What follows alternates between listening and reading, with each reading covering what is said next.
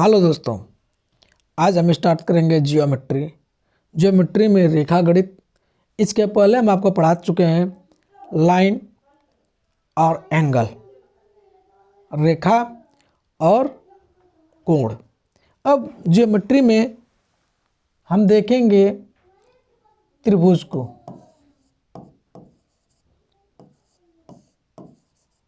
त्रिभुज को बोलते हैं ट्रायंगल।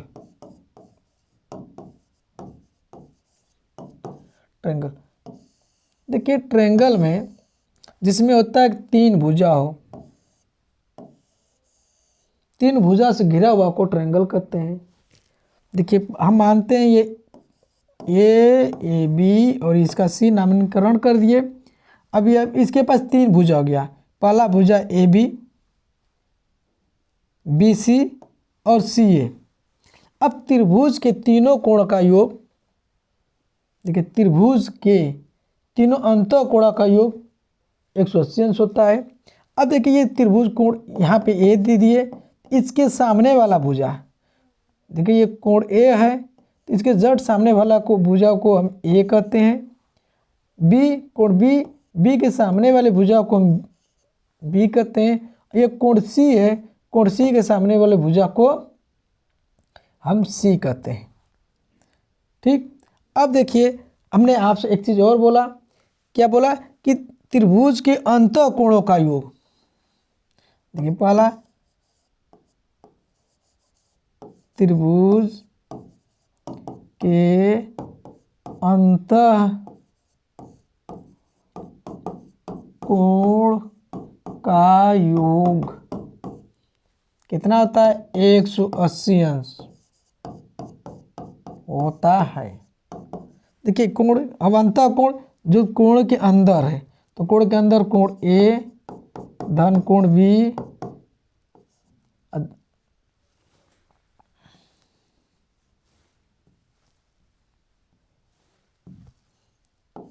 कोण ए धन कोण बी धन कोण सी बराबर 180 अंश। देखिए कोण हमने आपसे कल बोले थे, जो दो भुजाओं से घिरा हो उनको क्या बोलते हैं? कोण कहते हैं। तो दो भुजा से घिरा हुआ, देखिए यहाँ से एक भुजा से ये गिरा, एक भुजा से ये गिरा, तो यह कोण हो गया। एक भुजा से यह गिर गया, दूसरे भुजा यह गिर गया, तो यह कोण हो गया। तो इन तीनों कोणों का योग कितना होता है? 180 अंश। अब देखिए आपको यह पता हो गया। अब बाह्य कोण, त्रिभुज के बाह्य कोणों का योग। दूसरा देखो, त्रिभुज के बाह्य कोण का योग कितना होता है? 360 अंश होता है।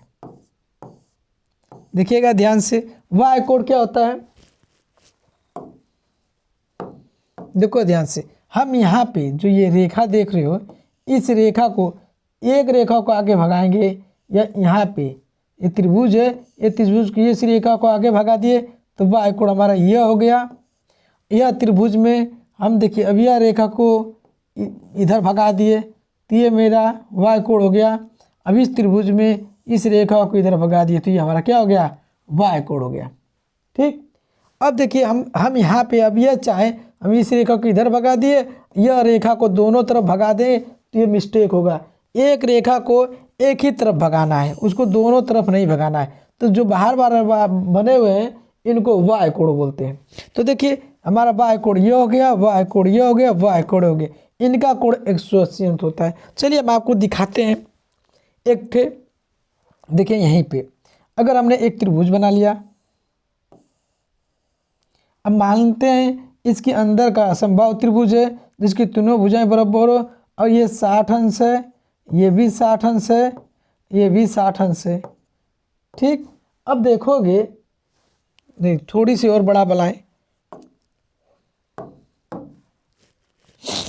पेज को पलट देते हैं पहले। समबाहु त्रिभुज देखिएगा, देखिए हम यहाँ पे, देखिए यहाँ पे अगर हम इसको 60 अंश ले लिए समबाहु त्रिभुज में, यहाँ पे भी ये 60 अंश ले लिए, अब ये भी 60 अंश ले लिए, तो इसके वाई कोण, यह कोण कितना होगा, यह कोण कितना होगा 120, क्योंकि एक सीधी रेखा पे हमारा कितना होता है 180 अंश, तो यहाँ पे 60 है तो ये 120। अब देखिए ये भी हमारा कितना, ये 60 अंश, तो ये वाई कोण कितना होगा 120। और ये देखिए यहाँ पे हम इस रेखा को बढ़ा दें तो ये हमारा कोण कितना हो गया 120। अब देखिए बार बार कितने कोण बन गए 120 120, तो देखिए वाई कोण का योग,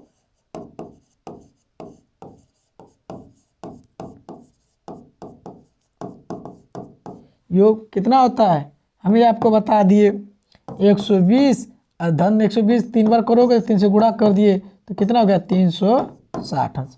अब आप ये कहोगे कि सर खाली समबाहु त्रिभुज होता है, नहीं, ये कोई भी त्रिभुज हो, कितना हो अंश का कोण हो। तो चलिए हम एक और देख लेते हैं, अगर इसी पे बना देते हैं। देखो अगर हम ये त्रिभुज ले लेते हैं, यहाँ पे ये कोण को मिटा देते हैं,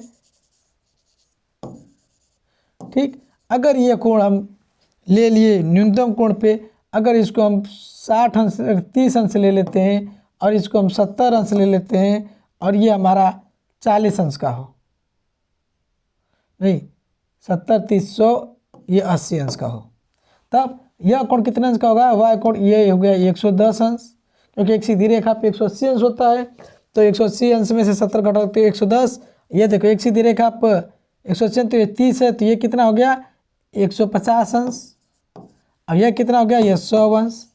अब देखिए वाई कोणों का योग, तो यहाँ पे ये भी रब कर दो, देखो कितना आ गया, वाई कोणों का योग निकाल दो। अब तो जोड़ दो, ध्यान से देखिए 110 धन 150 और धन 100 अंश, जोड़ोगे तो कितना हो गया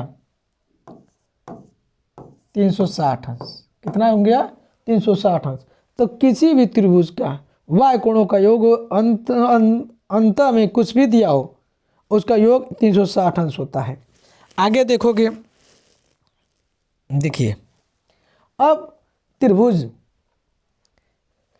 के, देखिए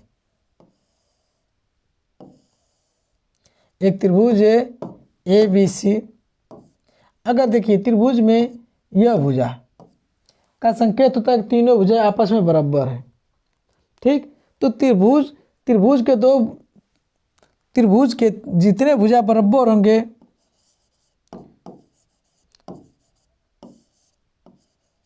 त्रिभुज के जितने भुजा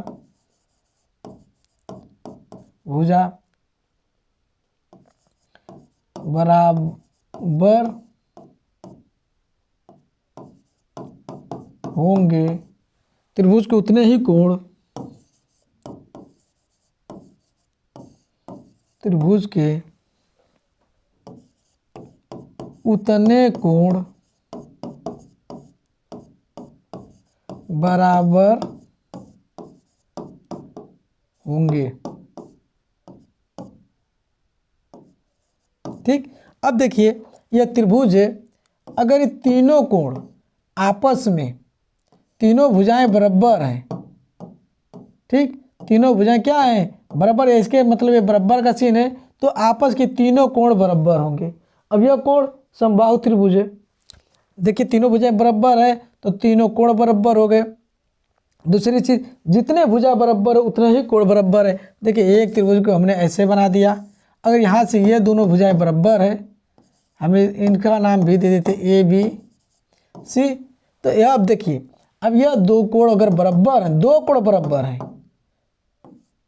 दो भुजा बराबर है तो इनके दो कोण भी बराबर होंगे। अगर ये मान लो अगर ये 70 अंश है, ठीक, तब यह दोनों कोण आपस के बराबर, ठीक है, इसके जस्ट सामने वाला कोण अगर यह 70 अंश है तो ये दोनों कोण का योग का आधा आधा हो जाएंगे, ठीक है। तो देखिए यहाँ पे यह दोनों भुजाएं बराबर हैं तो यह दोनों कोण आपस में बराबर होंगे, ठीक। जितने भुजा बराबर हैं उतने कोण बराबर होते हैं। तो यहाँ पे दो भुजा बराबर हैं तो दो कोण बराबर होंगे, यहाँ पर कोण बी बराबर कोण सी होगा। अब देखिए कोण बी और कोण सी, अगर यह कोण 70 अंश दिया है, कोण ए अगर 70 अंश है तो अब क्या करोगे, अब 180 में से 70 घटा दो, 110, 110 का आधा कर दोगे तो कितना हो गया, बी और सी कितने अंश का आ गया, 55 अंश। कितने अंश के होंगे, 55 अंश होगा। आगे देखोगे जस्ट यहाँ पे देखोगे अगर त्रिभुज है ए बी सी, देखोगे त्रिभुज के, ध्यान से देखोगे त्रिभुज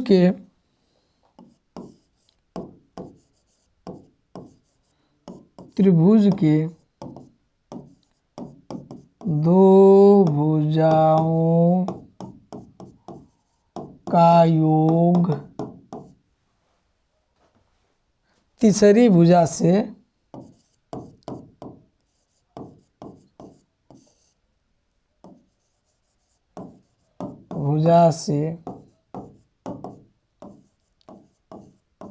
बड़ी होगी।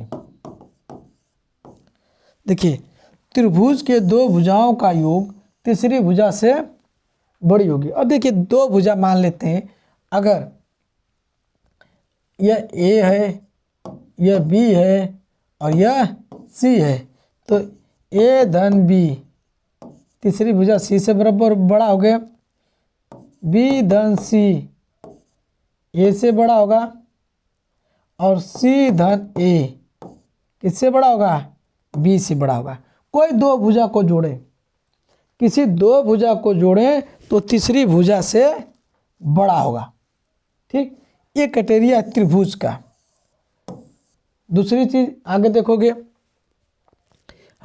ठीक है, इसको याद हो जाएगा, इसमें कुछ करने वाली बात नहीं है, ये तो एकदम आम बात है। त्रिभुज के दो भुजाओं का योग तीसरी भुजा से हमेशा बराबर होगा। देखिए एकदम बेसिक बता रहे हैं, जिनको अगर पसंद आएगा वो यह देखेंगे, जिसको नहीं पसंद आएगा उस पर डिसलाइक का बटन है, उस पर दबा दोगे। कोई जोर जबरी नहीं है, या तो कमेंट लिखने की इरादा होगा तो कमेंट लिख दीजिएगा।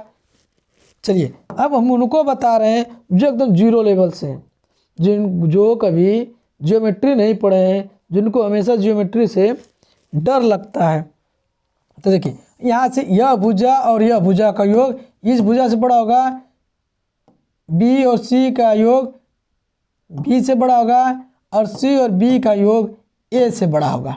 ठीक, आगे हम देख लेते हैं, और दो भुजाओं का अंतर तीसरी भुजा से छोटा होगा। ये तो बड़ा हो गया।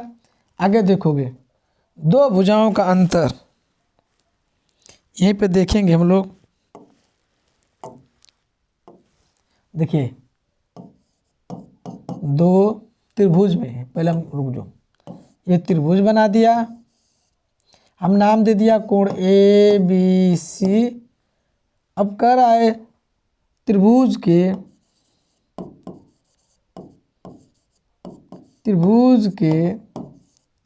दो भुजाओं का अंतर तीसरी भुजा से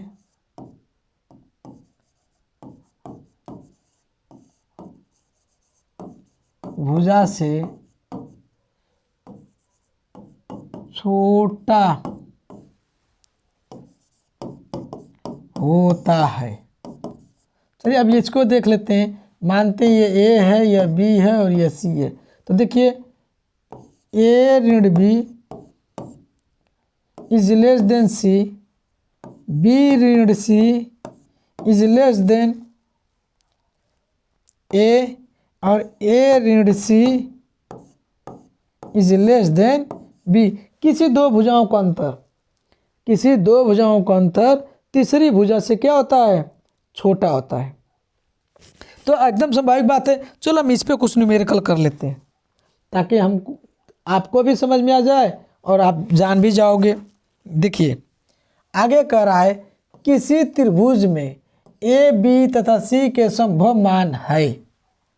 किसी त्रिभुज में ए बी सी के संभव मान है, तो आपको संभव मान कौन सा होगा, हम आपको पहले बताए थे 2, 3, 6। तो 2 धन 3 को जोड़ोगे कितना आ रहा है, 5, अभी हमेशा ये होना चाहिए कि बड़ा है 6 से, ये संभव नहीं हो पा रहा क्योंकि 3 2 5, तो ये नहीं होगा।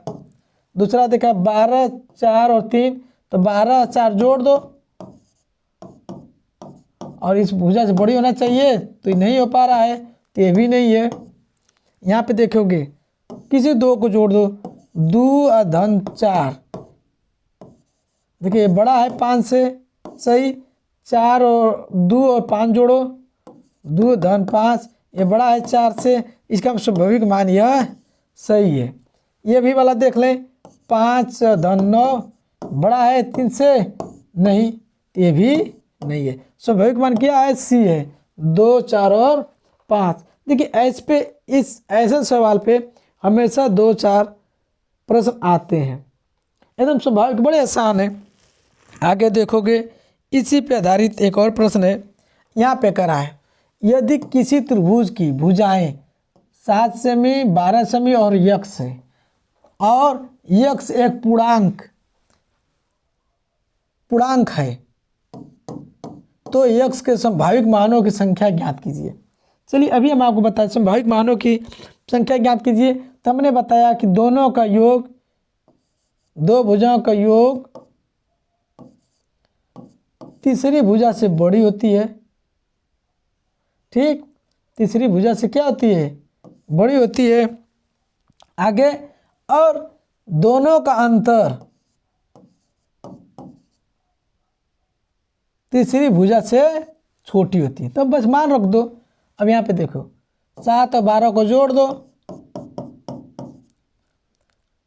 ये हमेशा बड़ा होंगे सी से, तो सी हमारा यक्ष है, तीसरी भुजा हमारा क्या है, यक्ष है। और फिर हमेशा इन दोनों का अंतर, देखिए 7 और ऋण 12, 12 का अंतर, तो यहाँ से दोनों को जोड़ सकती है 19, 19 हमेशा बड़ा है यक्ष से, और यक्ष हमेशा बड़ा रहेगा किससे, घटा दो, 12 में से ऋण 5, और ऋण 5 में से माड़ा में से निकलेगा तो 5, तो 5 से हमेशा बड़ा रहेगा, और 19, तो 5 19 का काउंट कर लोगे, तो 5 के बाद 6 7 8 9 10 11 12 13 14 15 16 17 18 19, यक्ष का हमेशा संभाविक मान कितना होगा, 13 होगा। संभावित कितने मान होंगे, 13 मान होंगे। तो आगे चलते हैं, देखिए आगे नेक्स्ट। अब हम आ गए त्रिभुज, त्रिभुज के प्रकार।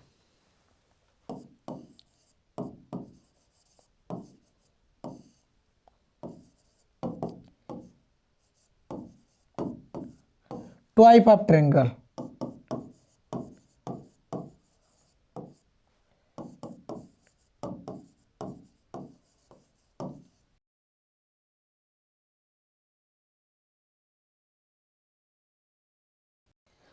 टाइप ऑफ ट्रायंगल, ट्रायंगल हमारे 6 प्रकार के होते हैं, 3 कोण के आधार पे, और 3 देखिए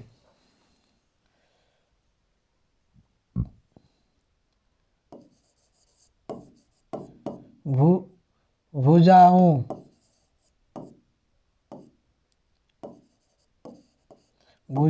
के आधार पर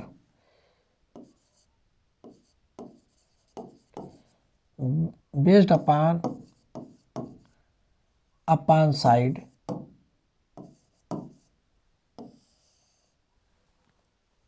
ट्रायंगल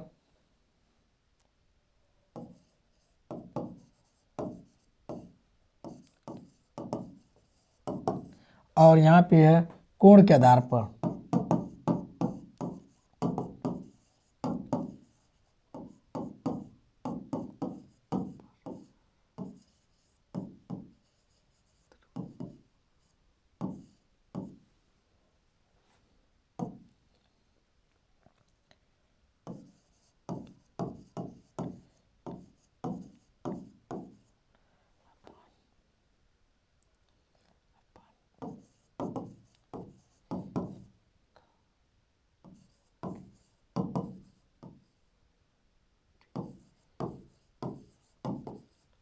देखिए यहाँ पे भुजाओं के आधार पर ट्रायंगल 3 प्रकार के होते हैं, और बेस के आधार कोण के आधार पर हमारे पास ट्रायंगल 3 प्रकार के होते हैं। तो चलिए हम पहले कोण पे बता दें।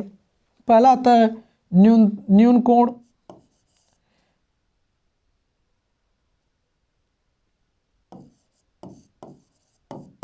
न्यून कोण त्रिभुज।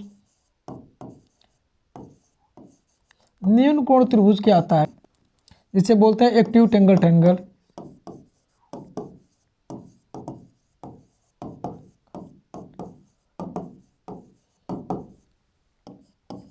इसमें क्या होता है, तीनों कोण जो हमारे पास कोई त्रिभुज है, देखिए कोई भी त्रिभुज है, यहीं पे बता दें, अगर यह त्रिभुज है तो इसके त्रिभुज के जो ये कोण है, तीनों कोण 90 अंश से कम होगा। किस अंश से कम होगा, 90 अंश से कम होगा। थीटा इज लेस देन 90 अंश, चाहे वो समद्विबाहु कोण क्यों ना हो, या ये 60 अंश भी आ जाए तो भी हमारा 90 अंश से कम है तो एक्यूट एंगल ट्रायंगल है।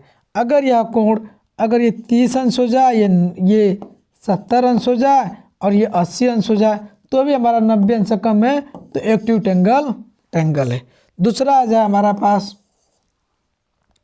अधिक कोण ट्रायंगल, अधिक कोण त्रिभुज, जिसे बोलते हैं हम लोग ऑब्ट्यूट एंगल ट्रायंगल।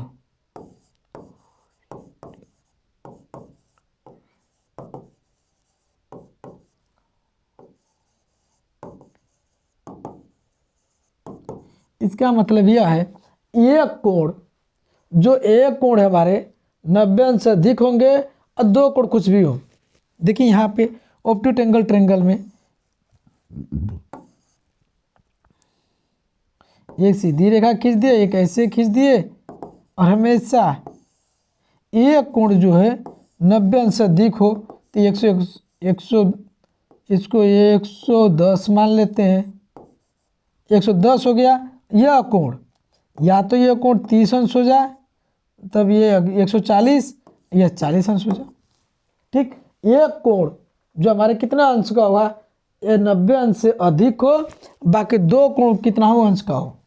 ठीक, तीनों कोण का योग हमारे पास कितना होना चाहिए, 180 अंश होना चाहिए। उसे हम लोग बोलते हैं अधिक कोण त्रिभुज। आगे देखोगे आ गया समकोण त्रिभुज। कौन सा गया, तीसरा हो गया हमारे पास समकोण त्रिभुज।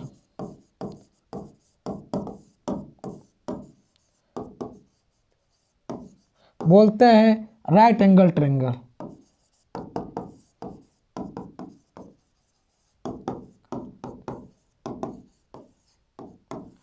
राइट एंगल ट्रायंगल में एक कोण हमारे पास 90 अंश का हो, कितना अंश का हो, 90 अंश का हो, बाकी 2 कोण कितना हो, अंश का हो जाओ।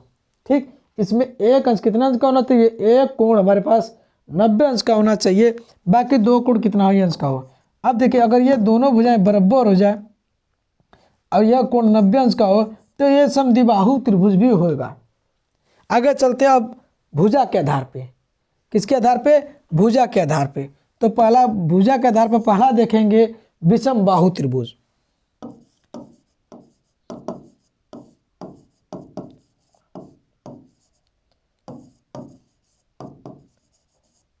विषम बाहु त्रिभुज जिसकी तीनों भुजाएं अलग अलग हों, ए बी सी, जो जिसकी तीनों भुजाएं अलग अलग हों, ठीक, उसे क्या बोलते हैं, विषम बाहु त्रिभुज। अब विषम बाहु त्रिभुज हमारे पास ये भी होगा, इसको हम विषम बाहु त्रिभुज भी कहेंगे, एक्यूट एंगल ट्रायंगल भी कहेंगे। क्या कहेंगे, एक्यूट एंगल ट्रायंगल भी कहेंगे, न्यूनतम कोण भी कहेंगे, क्योंकि न्यूनतम कोण में प्रत्येक भुजाएं आपस में क्या होती हैं, 90 अंश से कम होती हैं और अलग अलग होता है। आगे देखो अब नहीं, हाँ अब ये देखिए विषम बाहु त्रिभुज जिसकी तीनों भुजाएं क्या हो, अलग अलग हो। ठीक, तो ऐसे दे दिया अगर प्रत्येक कोण 90 अंश से कम हो तो हम न्यूनतम कोण भी एक्यूट एंगल बोल देंगे। और अगर ऐसे दे दिया अलग, हम ये भुजा अलग और यह भुजा अलग और यह भुजा,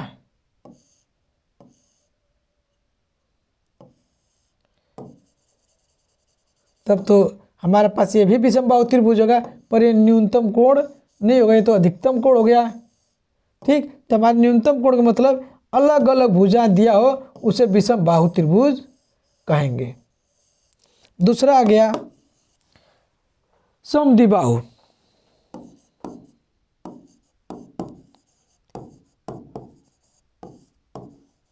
त्रिभुज।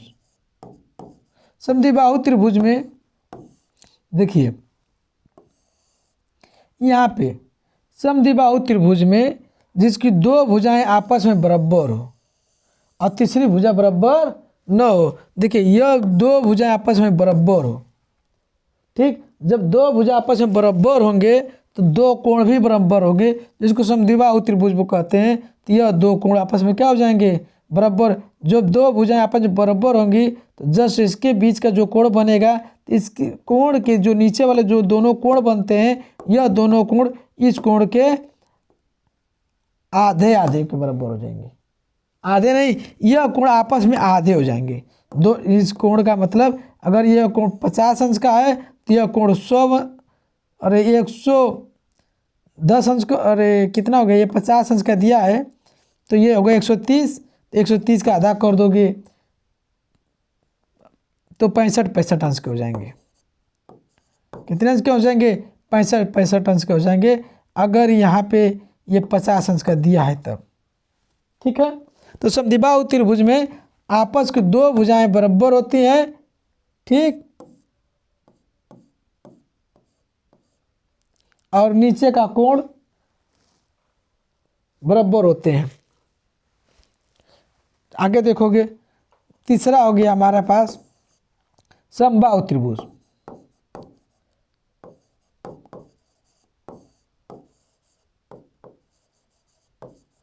अब समबाहु त्रिभुज में तीनों भुजाएं आपस में बराबर हो, तीनों भुजाएं आपस में बराबर हो तो उसे बोलते हैं समबाहु त्रिभुज। अब समबाहु त्रिभुज देखिए तीनों भुजा का ये जो संकेत दे दिया गया है, ये तीनों भुजाएं बराबर हैं तो जिसे बोलते हैं समबाहु त्रिभुज। इसका मतलब इसके प्रत्येक अंश जो अंदर का कोण है वो 60 अंश होगा। तो हमें भुजा के आधार पे है समबाहु त्रिभुज, बाहु मतलब भुजा, समबाहु त्रिभुज प्रत्येक कोण जो प्रत्येक भुजा है आपस में बराबर हो। अब आ गया, अब ये तो तीन ये पढ़िए, एक एक्स्ट्रा इसमें और है। देखिए थोड़ी सी हम इसको ऊपर लेकर चलते हैं, एक और है इसमें, थोड़ा सा उसको भी जान जाओगे।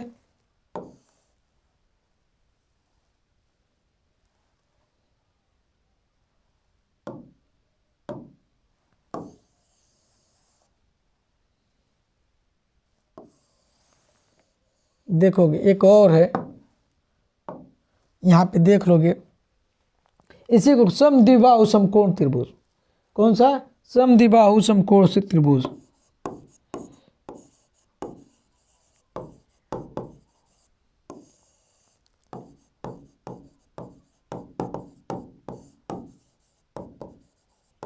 समद्विबाहु समकोण त्रिभुज एक पट पाई है, एक लंबवत पाई है और इसके बीच का ये 90 कोण है और ये आपस में कट रहे हैं। समद्विबाहु दो भुजाएं आपस में बराबर है, ये कोण 90 अंश का हो।